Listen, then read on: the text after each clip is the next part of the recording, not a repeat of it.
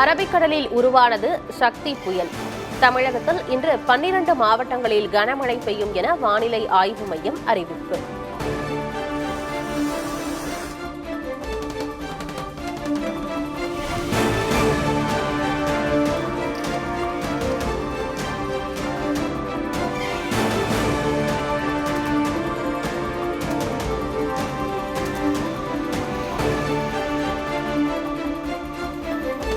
சேலம், தருமபுரி, திண்டுக்கல் உள்ளிட்ட மாவட்டங்களில் கனமழை. தேனியில் தொடர்ந்து பெய்து வரும் மழையால் வேகமாக நிரம்பும் நீர்நிலைகள்.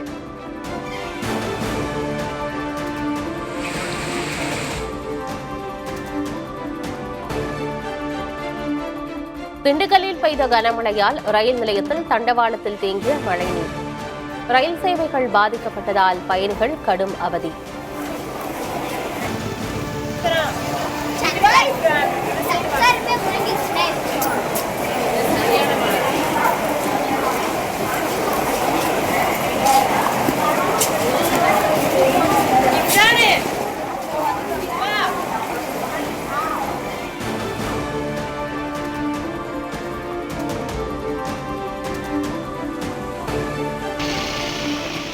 தூத்துக்குடி மாவட்டம் கோவில்பட்டி சுற்றுவட்டார பகுதிகளில் இடியுடன் கூடிய கனமழை.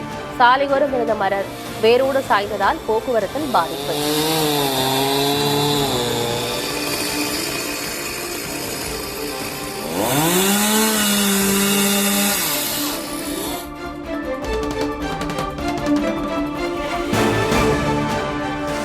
சென்னை மற்றும் புறநகர் பகுதிகளில் அதிகாலையில் மழை.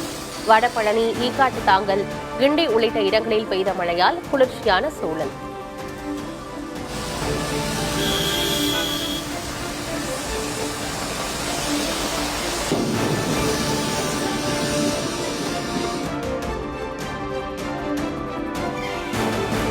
நெல்லை, மதுரையிலிருந்து சென்னைக்கு நாளை முன்பதிவில்லா சிறப்பு ரயில்கள் இயக்கம்.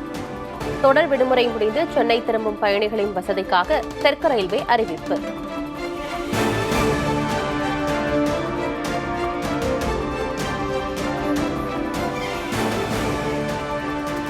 கரூர் துயரம் தொடர்பான வழக்கில் ஐஜி அஸ்ராகர் தலைமையில் சிறப்பு புலனாய்வு குழு அமைப்பு. அனைத்து ஆவணங்களையும் ஒப்படைக்க கரூர் போலீசாருக்கு உயர்நீதிமன்றம் உத்தரவு.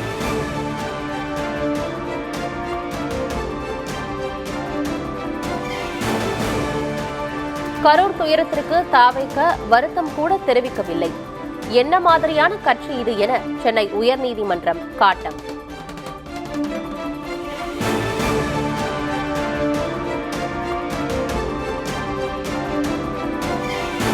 நிகழ்ச்சி ஏற்பாட்டாளர்களுக்கு கருணை காட்டுகிறீர்களா என அரசு தரப்புக்கு உயர்நீதிமன்றம் கேள்வி. நீதிமன்றம் வேடிக்கை பார்த்துக் கொண்டு இருக்காது என நீதிபதி எச்சரிக்கை.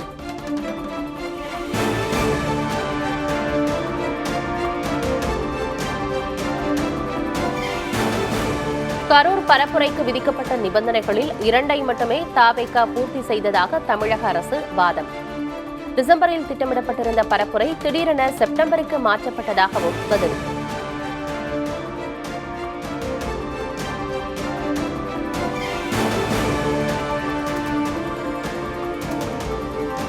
ஆதவ் அர்ஜுனா மீது சட்டப்பூர்வ நடவடிக்கை எடுக்க சென்னை உயர்நீதிமன்றம் உத்தரவு.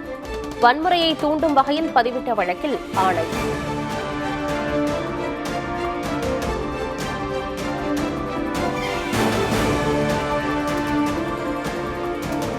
கரூர் கூட்ட நெரிசல் வழக்கில் தாவேகா நிர்வாகிகள் ஆனந்த், நிர்மல்குமாரின் முன்ஜாமீன் மனுக்கள் தள்ளுபடி. விசாரணை தொடக்க நிலையிலேயே இருப்பதாக கூறி மனுக்களை தள்ளுபடி செய்தது உயர்நீதிமன்ற கிளை.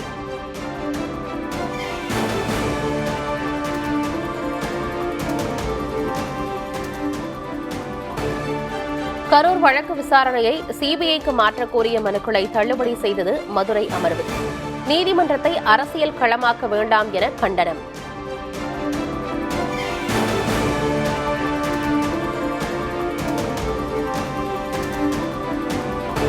தாவேகா தலைவர் விஜய்க்கு போதிய பக்குவம் இல்லை என அமைச்சர் துரைமுருகன் விமர்சனம். விஜய் அரசியலில் நிறைய கற்றுக்கொள்ள வேண்டும் எனவும் கருத்து.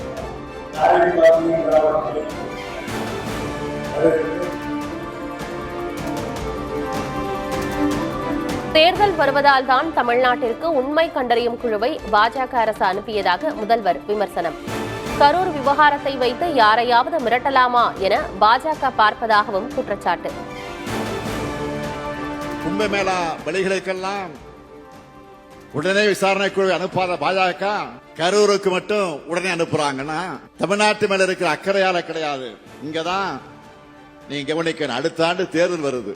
இதுல ஏதாவது அரசியல் ஆதாயம் கிடைக்குமா? இதை வச்சு யாரையாச்சும் மிரட்டலாமா, உருட்டலாமா அப்படின்னு பாக்குறாங்க.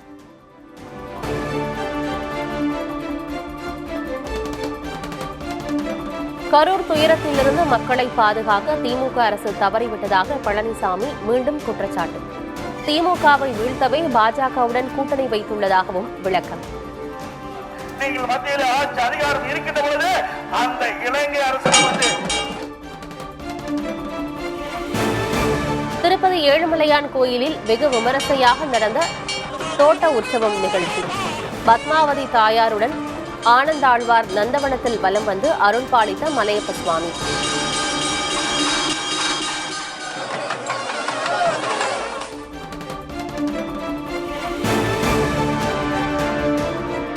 ஒடிஷா தலைநகரில் களை கட்டிய துர்கா பூஜை கொண்டாட்டம்.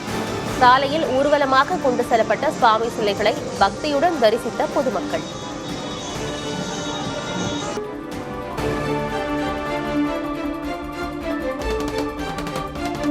பீகார் சென்ற தலைமை தேர்தல் ஆணையர் ஞானேஷ்குமார் தலைமையிலான அதிகாரிகள் சட்டமன்ற தேர்தலுக்கான ஏற்பாடுகள் குறித்து ஆய்வு செய்ய திட்டம்.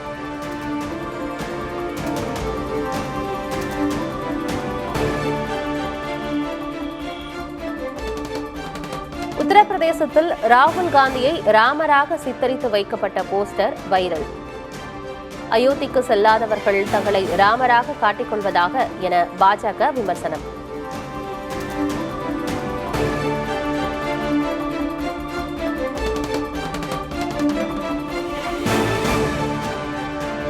ராஜஸ்தான் மற்றும் மத்திய பிரதேசத்தில் இருமல் மருந்து குடித்த குழந்தைகள் உயிரிழந்த சம்பவம். மருந்தில் ரசாயன கலப்படம் இல்லை என மத்திய அரசு விளக்கம்.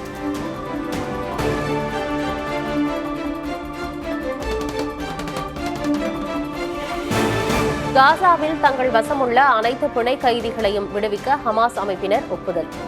அமைதி ஒப்பந்தம் தொடர்பாக ட்ரம்ப் பரிந்துரைத்திருந்த நிலையில் பேச்சுவார்த்தைக்கு சம்மதம்.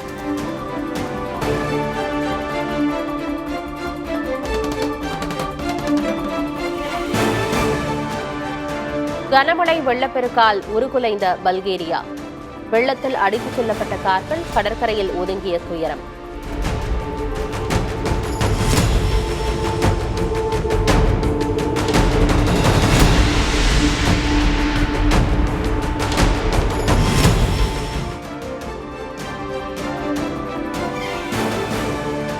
வெஸ்ட் இண்டீஸுக்கு எதிரான முதல் டெஸ்ட் கிரிக்கெட் போட்டியில் வலுவான நிலையில் இந்திய அணி.